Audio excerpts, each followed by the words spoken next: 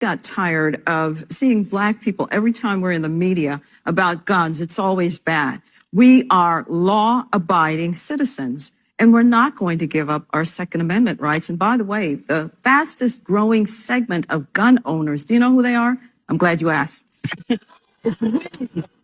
Women. Women, yes. Women. Well, Black women. There's no benefit to anyone in the Black community to go to any media or any entity and discuss the measures that Black women are taking to arm and protect themselves in the name of self-defense. Black people who are discussing the measures that Black women are taking to arm themselves in the name of self-defense are doing a grave disservice to Black women specifically and to the Black community as a whole. This snitching, so to speak, needs to stop.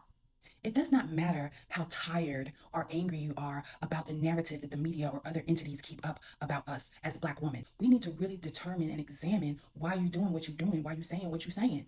What I have learned on my 2A journey, but revealing the measures that Black women are taking to defend themselves and arm themselves legally and lawfully represents a tactical issue. The media and these entities are trying to draw a conclusion. They are trying to determine if Black women who are trending now, right? They're trying to determine if Black women are trending or if Black women are threatening. They're trying to determine when and if we go from trend to threats. You can go to Google right now and you can see how they're trying to take the matter of Black women purchasing firearms, defending themselves, getting training, and why. They're trying to take that from trend to threat.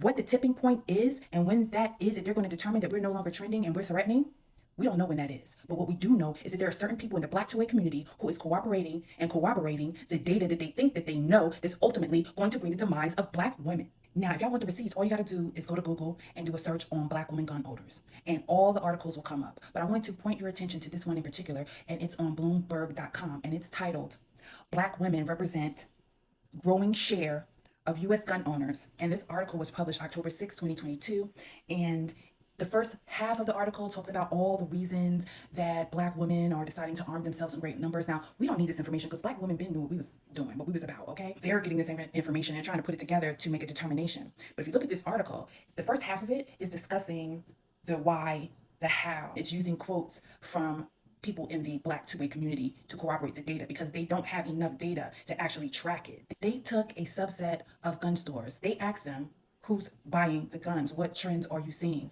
That's how they were able to come to a lot of this data. So then they needed to go out and verify it from other primary and secondary sources. And who did they look to? They looked to people like us to corroborate that. And we know that tactically, that was not something sound to do or say. In the second half of the article, it transitions to using this statement. And this statement is so telling. Here's what it says.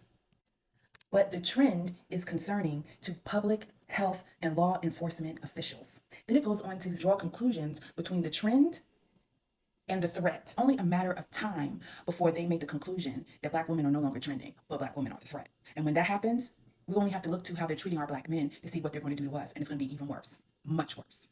This needs to stop. And we need to hold these people in the Black 2A community accountable. People who are running their mouths, running numbers, talking on behalf of Black women, giving out information that isn't tactically sound. If you truly, truly love Black women, you want to protect them and you want them to keep taking measures to protect themselves and arm themselves, you're putting us at risk, a very, very grave risk. Go and read these articles or Google these articles and you can see who's doing it. Let's stop it.